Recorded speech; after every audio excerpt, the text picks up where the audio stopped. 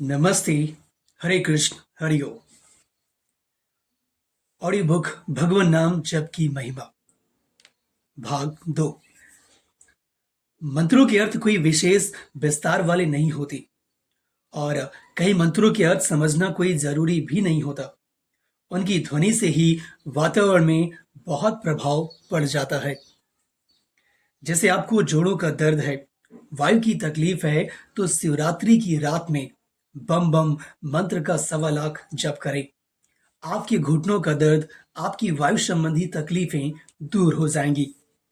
ऐसे ही अलग अलग मंत्रों की ध्वनि का अलग अलग प्रभाव पड़ता है। जैसे कोई थके हारे हैं, भयभीत हैं अथवा आशंकित हैं कि पता नहीं कब क्या हो जाए, उनको नरसिंह मंत्र जपना चाहिए ताकि उन पर मुसीबतें कभी न मंडराएं। फिर उन पर मुसीबत आती हुई दिखेगी, परंतु मंत्र जाप के प्रभाव से वह यूं ही चली जाएंगी। जापक का कुछ भी ना बिगाड़ पाएंगी।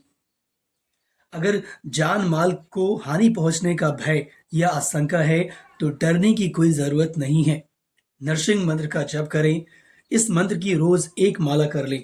नरसिंह मंत्र इस प्रकार है: ओम उग्रवीरं महाविष्णुं ज्वलन्तं सर्वतोमुखं नरसिंहभीषणं भद्रं मृत्युं नमाम्यहम्। तुम्हारे आगे इतनी बड़ी मुसीबत नहीं है जितनी प्रहलाद के आगे थी। प्रहलाद इकलौता बेटा था हिरण्यकश्यपु का। हिरण्यकश्यपु और उसके सारे सैनिक एक तरफ और प्रहलाद एक तरफ, किंतु भगवान नाम जप के प्रभाव से प्रहलाद विजयी हुआ। होलिका जल गई। ये इतिहास सभी जानते हैं। भगवान के नाम में, मंत्र में अद्भुत सामर्थ्य होता है, किंतु उसका लाभ तभी मिल पाता है जब उसका जप श्रद्धा विश्वास पूर्वक किया जाए। अनुक्रम अब आप सुनेंगे मंत्र जाप से जीवन दान। मेरे मित्र संत हैं लालजी महाराज। पहले वे अहमदाबाद से 55 से 60 किलोमीटर दूर वर्षोणा गांव में रहते थे। वे किसान थे। उनकी माँ भगवान नाम जप कर रही थी। शाम का समय था। माँ ने बेटे से कहा, जरा गाय भैंस को चारा डाल देना। बारिश के दिन थे। वे चारा उठाकर ला रहे थे तो उसके अंदर बैठे भयंकर सांप पर दबाव पड़ा और उसने काट लिया। वे चिल्लाकर गिर पड़े। सांप के जहर ने उन्हें भगवान की गोद में सुला दिया। गांव के लोग दौड़े आए और उनकी माँ से बोले, माई, तेरा इकलौता बेटा चला गया। माँ ने कहा, अरे क्या चला गया? भगवान की जो मर्जी होती है वही होता है। माई ने बेटे को लिटा दिया, घी का दीपक जलाया और माला घुमाना शुरू कर दिया। वे रात भर जप करती रहीं। सुबह बेटे के शरीर पर पानी छिड़क कर बोली, लालू उठ, सुबह हो गई है। बेटे का सूक्ष्म शरीर वापस आया और बेटा उठकर बैठ गया। विलालजी महाराज अभी भी हैं। 80 वर्ष से ऊपर उनकी उम्र है। मृतक में भी प्राण फूंक सकता है उत्तम जापक द्वारा श्रद्धा से किया गया मंत्र जाप। हरिओम। अब आप सुनेंगे कम से कम इतना तो करें। 24 घंटों में 1440 मिनट होते हैं।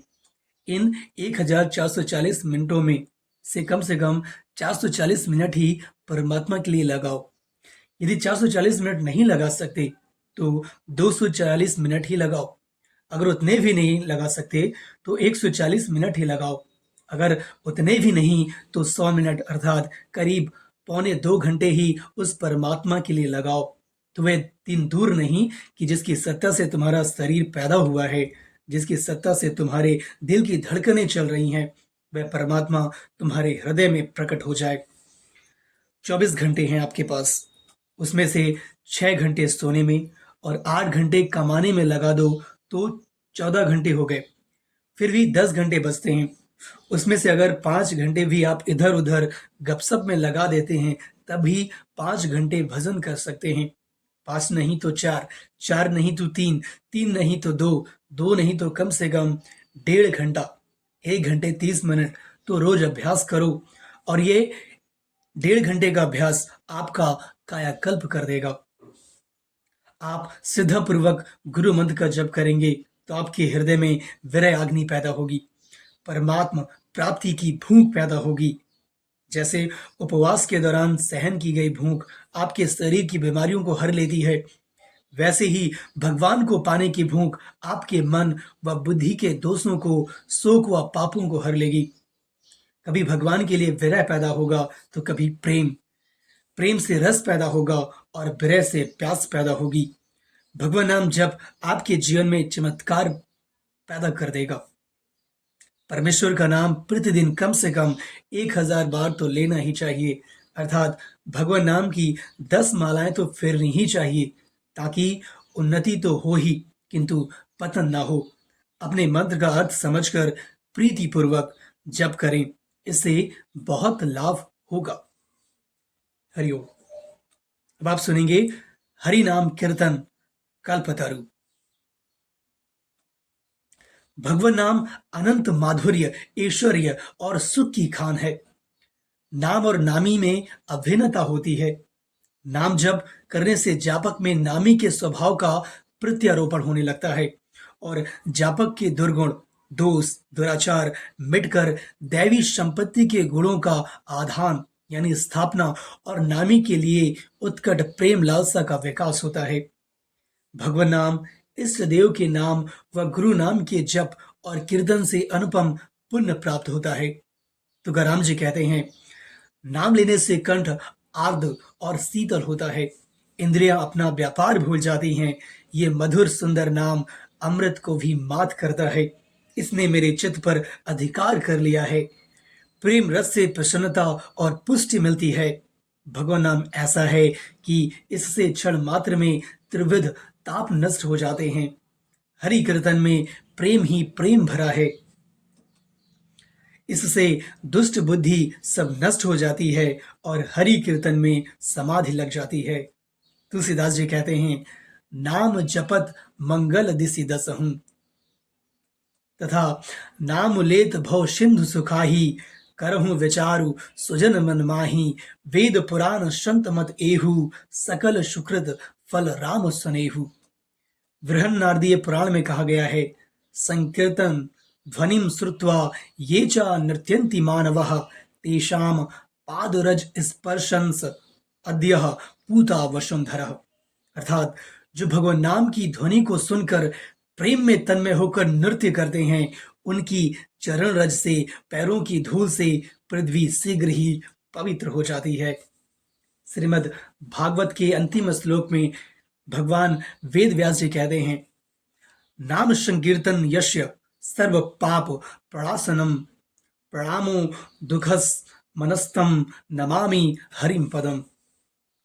अर्थात जिन भगवान के नामों का संकीर्तन सारे पापों को सर्वथा नष्ट कर देता है और जिन भगवान के चरणों में आत्मसमर्पण, उनके चरणों में प्रणाम सर्वदा के लिए सब प्रकार के दुखों को शांत कर देता है, उन्हीं परम तत्व स्वरूप श्री हरि को मैं नमस्कार करता हूं।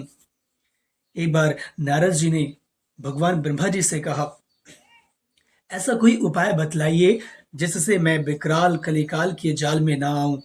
इसके उत्तर में ब्रह्मा जी ने कहा, आदि पुरुषस्य नारायणस्य नामोच्चारण मात्रेण निर्धूत कलिर्भवति।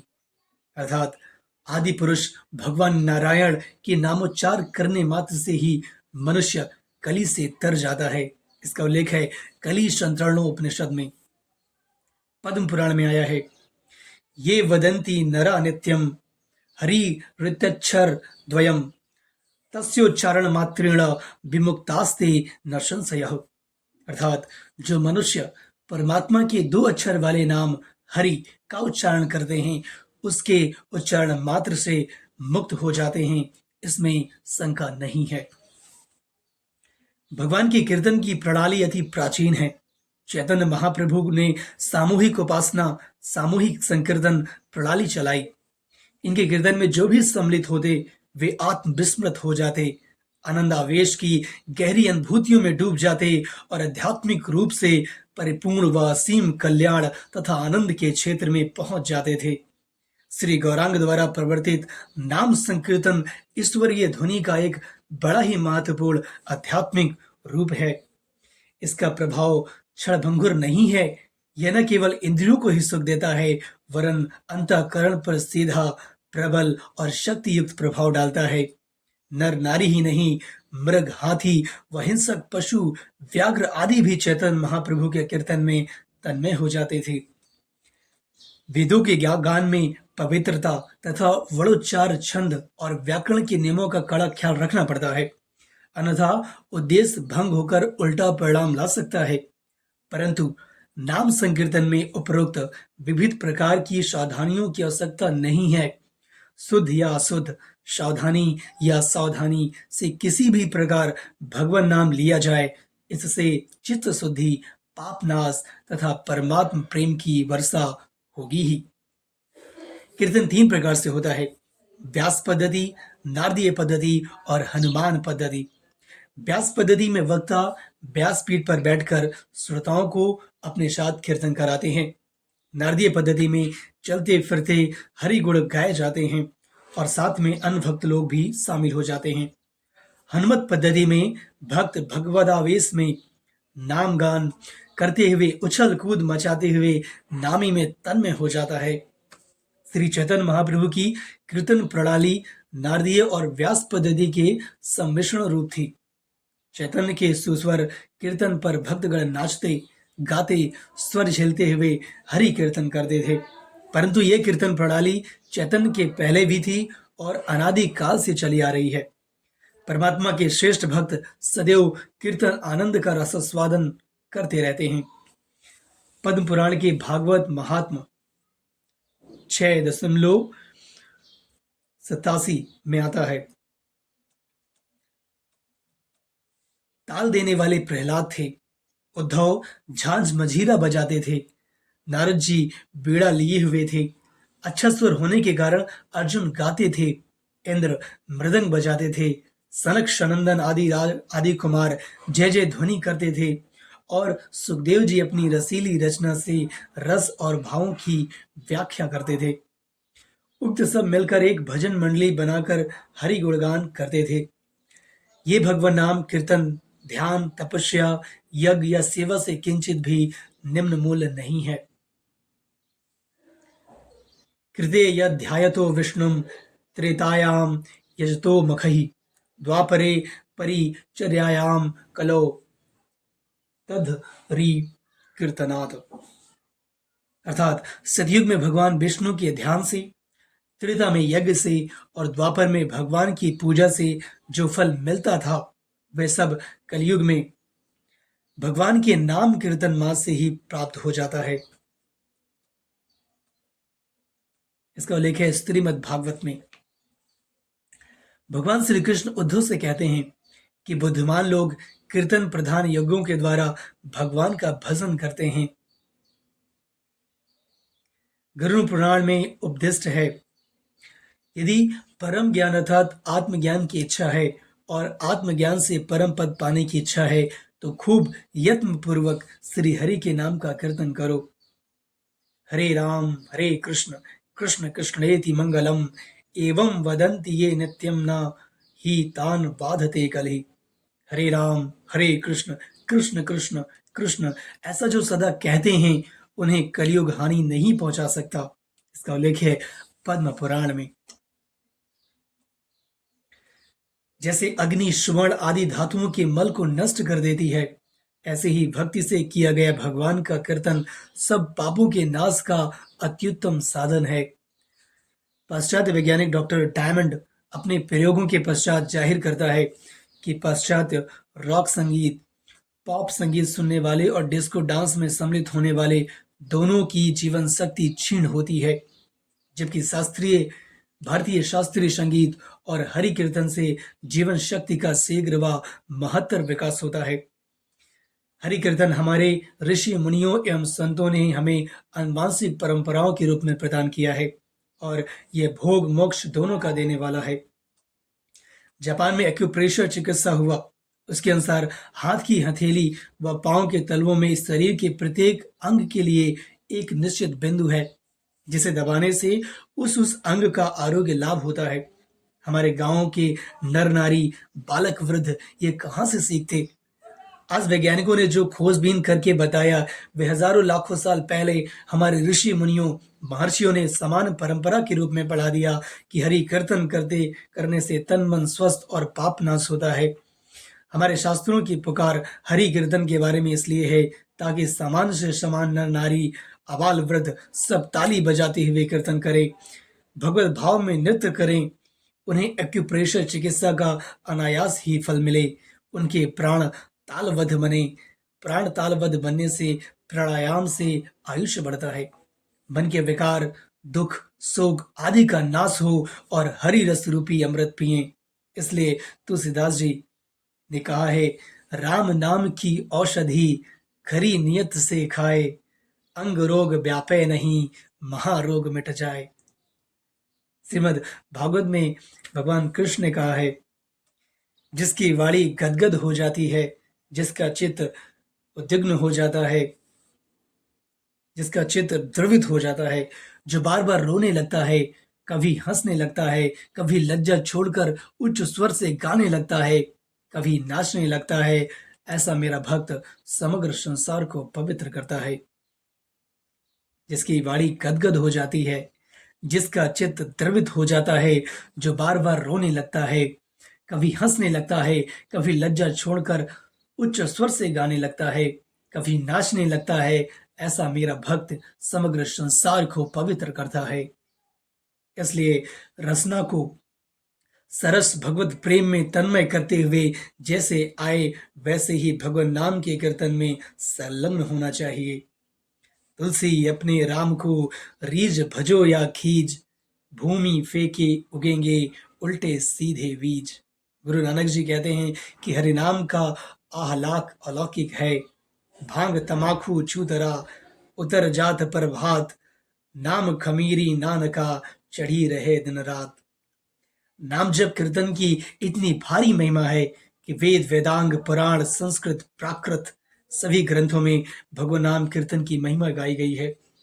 भगवान के जिस विशेष विग्रह को लक्ष्य करके भगवान नाम लिया जाता है, वह तो कब का पंचभूतों में विलीन हो चुका, फिर भी भक्त की भावना और शास्त्रों की प्रतिज्ञा है कि राम, कृष्ण, हरि आदि नामों का कीर्तन करने से अनंत फल मिलता है। तो जो सदगुरु लीला विग्रह रूप हाजरा, हजूर, जगती ज्योत है, उनके नाम का कीर्तन, उनके नाम का उच्चारण करने से पाप नाश और असीम पुण्य पुंज की प्राप्ति हो, इसमें क्या आश्चर्य। कबीर जी ने इस युक्ति से निश्चय ही अपना कल्याण किया था। कबीर जी ने गुरु मंत्र कैसे प्राप्त किया और शीघ्र सिद्ध लाभ कैसे किया, इस संदर्भ में रोचक कथा है। हरिओम। अब आप सुनेंगे कबीर जी की मंत्र दीक्षा। उस समय काशी में रामानंद स्वामी बड़े उच्च कोटि के महापुरुष माने जाते थे। कबीर जी उनके आश्रम के मुख्य द्वार पर आकर द्वारपाल से विनती की, मुझे गुरु जी के दर्शन करा दो। उस समय जात पात का बड़ा बोलबाला था और फिर काशी, पंडितों और पंडे लोगों का अधिक प्रभाव था। कबीर जी किसके घर पैदा हुए थे, हिंदू के या मुस्लिम के, कुछ पता नहीं था। एक जुलाहे को तालाब के किनारे मिले थे। उसने कबीर जी का पालन पोषण करके उन्हें बड़ा किया था। जुलाहे के घर बड़े हुए तो जुलाहे का धंधा करने लगे। लोग मानते थे कि ये मुसलमान की संतान है। द्वारपालों ने कबीर जी को आश्रम में नहीं जाने दिया। कबीर जी ने सोचा कि अगर पहुंचे हुए महात्मा से गुरु मंत्र नहीं मिला तो मनमानी साधना से हरिदास बन सकते हैं, हरि मैं नहीं बन सकते। कैसे भी करके रामानंद जी महाराज से ही मंत्र दीक्षा लेनी है। कबीर जी ने देखा कि हर रोज सुबह 3-4 बजे स्वामी रामानंद जी खड़ाहू पहनकर टप टप आवाज करते हुए गंगा में स्नान करने जाते हैं। कबीर जी ने गंगा के घाट पर उनके जाने के रास्ते में सब जगह बाढ़ कर दी और एक ही मार्ग रखा। उस मार्ग में सुबह के अंधेरे में कबीर जी सो गए। गुरु महाराज आए तो अंधेरे के कारण कबीर जी पर पैर पड़ गया। उनके मुख से उद्गार निकल पड़े, राम राम राम राम। कबीर जी का तो काम बन गया। गुरु जी के दर्शन भी हो गए, उनकी पादुकाओं का स्पर्श तथा मुख से राम मंत्र भी मिल गया। अब दीक्षा में बाकी ही क्या रहा। कबीर जी नाचते गुनगुनाते घर वापस आए। राम नाम की और गुरुदेव के नाम की रट लगा दी। अत्यंत स्नेहपूर्ण हृदय से गुरु मंत्र का जप करते, गुरु नाम का कीर्तन करते हुए साधना करने लगे। दिनों दिन उनकी मस्ती बढ़ने लगी। महापुरुष जहां पहुंचे हैं, वहां की अनुभूति उनका भावपूर्ण हृदय से चिंतन करने वाले को भी होने लगती है।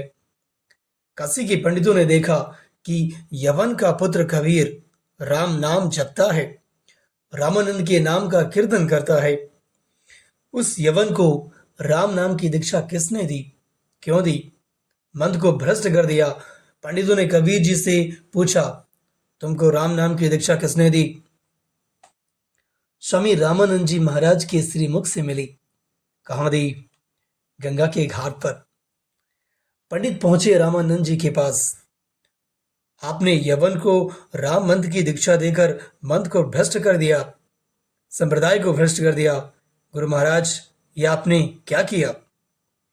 गुरु महाराज ने कहा, मैंने तो किसी को दीक्षा नहीं दी। वह यवन जुलाहा तो रामानंद रामानंद, मेरे गुरु रामानंद की रट लगाकर नाचता है, आपका नाम बदनाम करता है। भाई, मैंने तो उसको कुछ नहीं कहा, उसको बुलाकर पूछा जाए, पता चल जाएगा। काशी के पंडित इकट्ठे हो गए। जुलाहा सच्चा कि रामानंद जी सच्चे, ये देखने के लिए भीड़ इकट्ठी हो गई।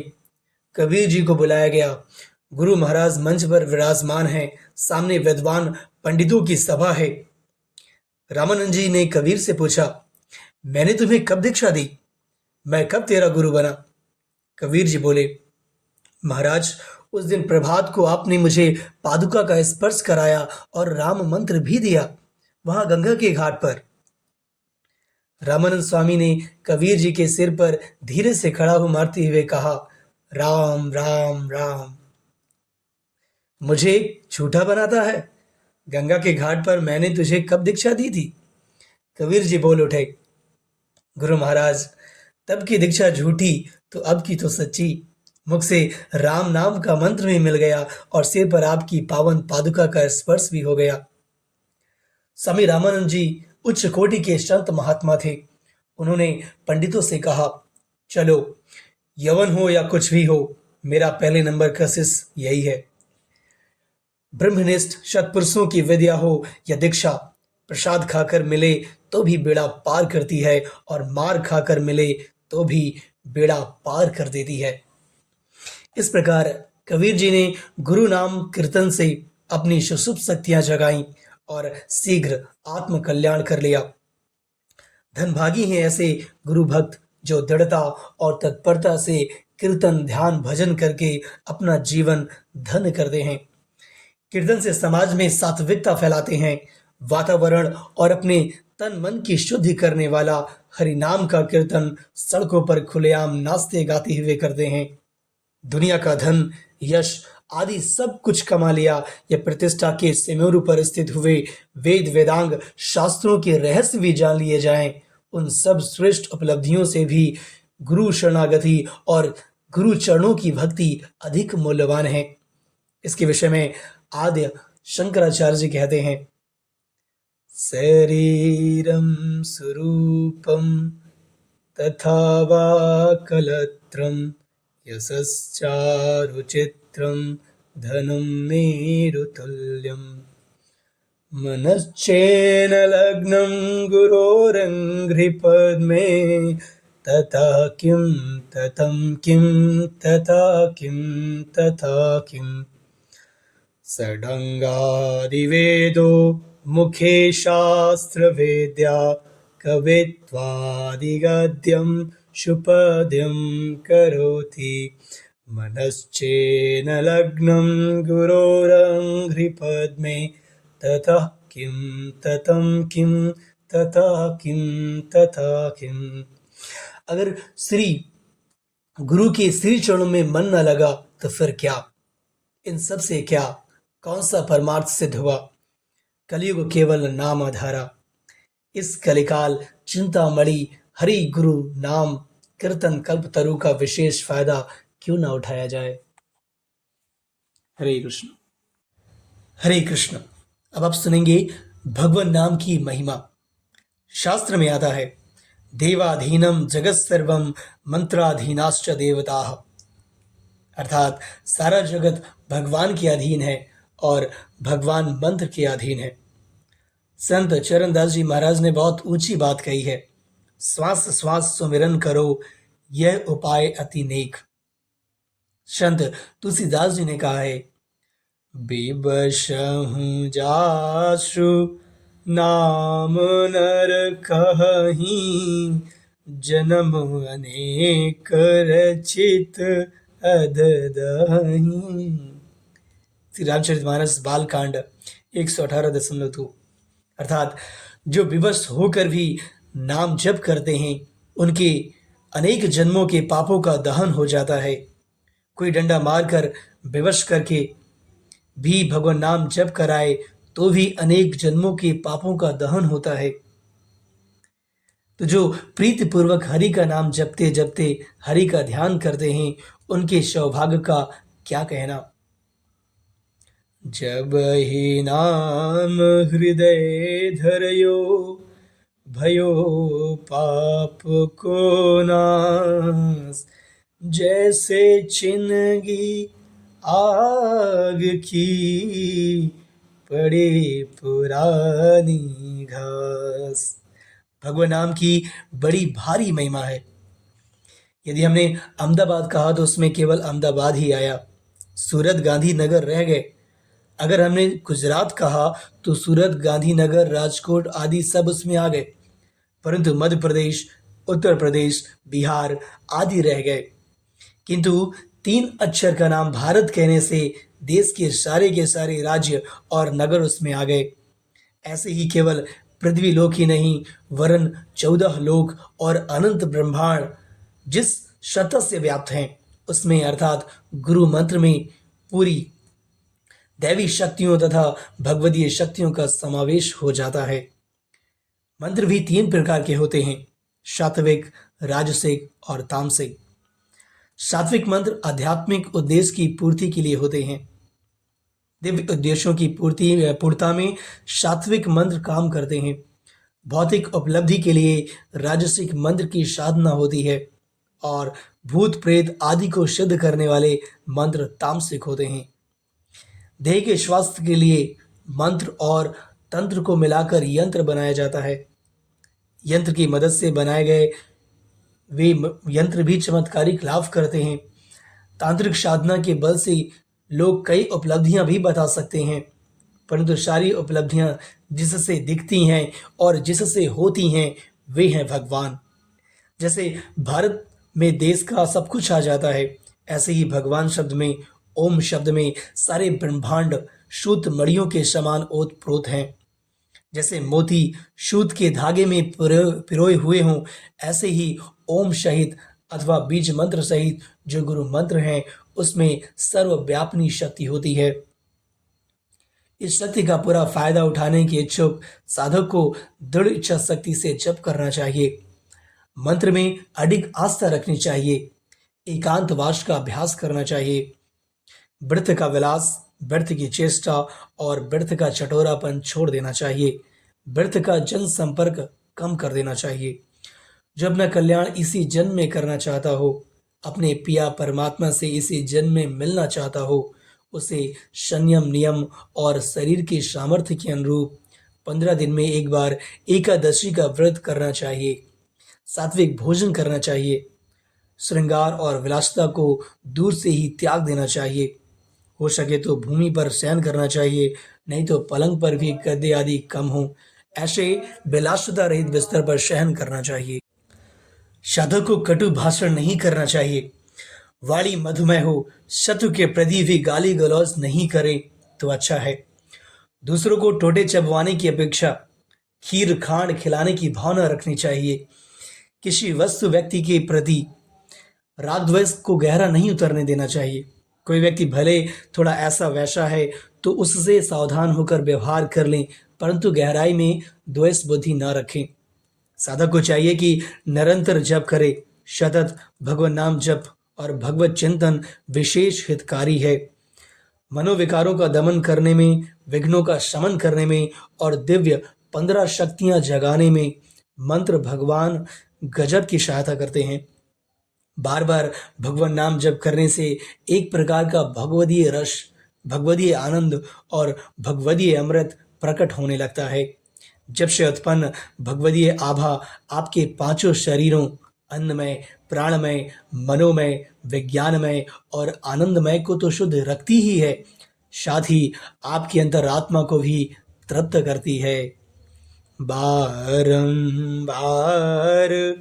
बार प्रभु जपिए, पियम ऋतु इहु मनु तनु धृपिए। नाम रतनु जिनि गुरुमुख पाया, तिषु किछु अवरु नाही दृष्टाया। जिन गुरु मुखों ने, भाग्यशालियों ने, पुण्यात्माओं ने सदगुरु के द्वारा भगवान नाम पाया है, उनका चित्त देर सवेर परमात्मा सुख से तृप्त होने लगता है। फिर उनको दुनिया की कोई चीज वस्तु आकर्षित करके अंधा नहीं कर सकती। फिर वे किसी भी चीज वस्तु से प्रभावित होकर अपना हौसला नहीं खोएंगे। उनका हौसला बुलंद होता जाएगा। वे ज्यों ज्यों जप करते जाएंगे, सदगुरु की आज्ञाओं का पालन करते जाएंगे, त्यों त्यों उनके हृदय में आत्म अमृत उभरता जाएगा। शरीर छूटने के बाद भी जीवात्मा के साथ नाम का संग रहता ही है। नाम जप करने वाले को देवता लोग भी स्वागत करते हैं। इतनी महिमा है भगवान नाम जप की। मंत्र के 5 अंग होते हैं: ऋषि, देवता, छंद, बीज, कीलक। हर एक मंत्र के ऋषि होते हैं। वे मंत्र की दृष्टा होते हैं, करता नहीं। ऋषियों मंत्र दृष्टारः नातु कर्तारः। गायत्री मंत्र के ऋषि विश्वामित्र हैं। प्रत्येक मंत्र के देवता होते हैं। जैसे गायत्री मंत्र के देवता भगवान सूर्य हैं। ओम नमः शिवाय मंत्र के देवता भगवान शिव हैं। ओम नमः शिवाय मंत्र के देवता भगवान शिव हैं। हरिओम मंत्र के देवता हरि हैं। गणपति मंत्र के देवता भगवान गणपति हैं। ओंकार मंत्र के देवता व्यापक परमात्मा है। प्रत्येक मंत्र का छंद होता है, जिससे उच्चारण विधि का अनुशासन होता है। गायत्री मंत्र का छंद गायत्री है। ओंकार मंत्र का छंद भी गायत्री ही है। प्रत्येक मंत्र का बीज होता है। यह मंत्र को शक्ति प्रदान करता है।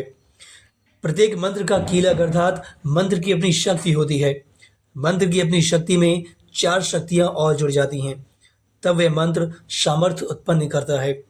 मान लो आपको नेत्र ज्योति बढ़ानी है, तो ओम गायत्री मंत्र, गायत्री छंद विश्वामित्र ऋषि, सूर्य नारायण देवता अथ नेत्र ज्योति वृद्धि अर्थे जपे विनियोग, ऐसा कहकर जप आरंभ करें।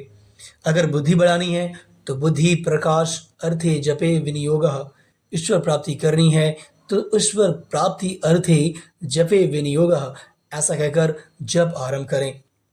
कोई भी वैदिक मंत्र ईश्वर प्राप्ति के काम आ सकता है, कष्ट मिटाने या पाप नाश के काम भी आ सकता है। वही मंत्र सफलता के रास्ते ले जाने में मदद कर सकता है और आत्म विश्रांति पाने के काम भी आ सकता है। जैसे आप हरि ओम तेजी से अर्थात ह्रस्व जपते हैं तो आपके पाप नष्ट होते हैं, सात्विक परमाणु पैदा होते हैं। दीर्घ जपते हैं तो कार्य साफल्य की शक्ति बढ़ती है।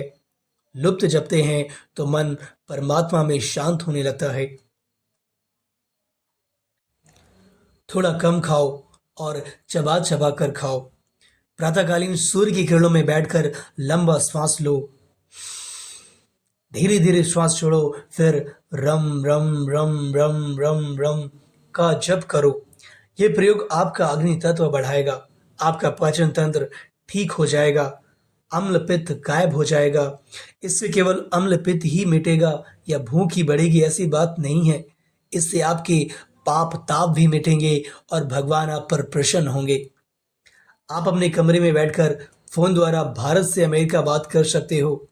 जब आप सेलुलर फोन के बटन दबाते हो तो वह कृत्रिम उपग्रह से जुड़कर अमेरिका में घंटी बजा देता है। यंत्र में इतनी शक्ति है तो मंत्र में तो इससे कई गुना ज्यादा शक्ति है, क्योंकि यंत्र तो मानव के मन ने बनाया है, जबकि मंत्र की रचना किसी ऋषि ने भी नहीं की है। मंत्र तो ऋषियों से भी पहले के हैं। उन्होंने मंत्र की अनुभूतियां की हैं। बाह्य रूप से तो मंत्र के केवल अक्षर दिखते हैं, किंतु वे स्थूल दुनिया से परे, शूर और चंद लोक से भी परे, लोक लोकांतर को चीरकर ब्रह्म परमात्मा से एकाकार कराने का सामर्थ्य रखते हैं। मंत्र विज्ञान में थोड़ा सा ही प्रवेश पाकर विदेशी लोग दंग रह गए हैं। मंत्रों में गुप्त अर्थ और उनकी शक्ति होती है, जो अभ्यासकर्ता को दिव्य शक्तियों के पुंज के साथ एकाकार करा देती है। साधक बताई गई विधि के अनुसार जप करता है तो थोड़े ही दिनों में उसकी सुषुप्त शक्ति जागृत होने लगती है। फिर शरीर में कभी कभी कंपन होने लगता है, कभी हाथ से उभरने लगता है, कभी रुदन होने लगता है, किंतु वह रुदन दुख का नहीं होता, विरह का होता है। वह हास्य संसारी नहीं होता, आत्मशोक का होता है। कभी कभी ऐसे नृत्य होने लगेंगे जो आपने कभी देखे सुने ही ना हो। कभी ऐसे गीत उभरेंगे कि आप दंग रह जाएंगे। कभी कभी ऐसे श्लोक और ऐसे शास्त्रों की बात आपके हृदय से निकलेगी कि आप ताज्जुब करेंगे।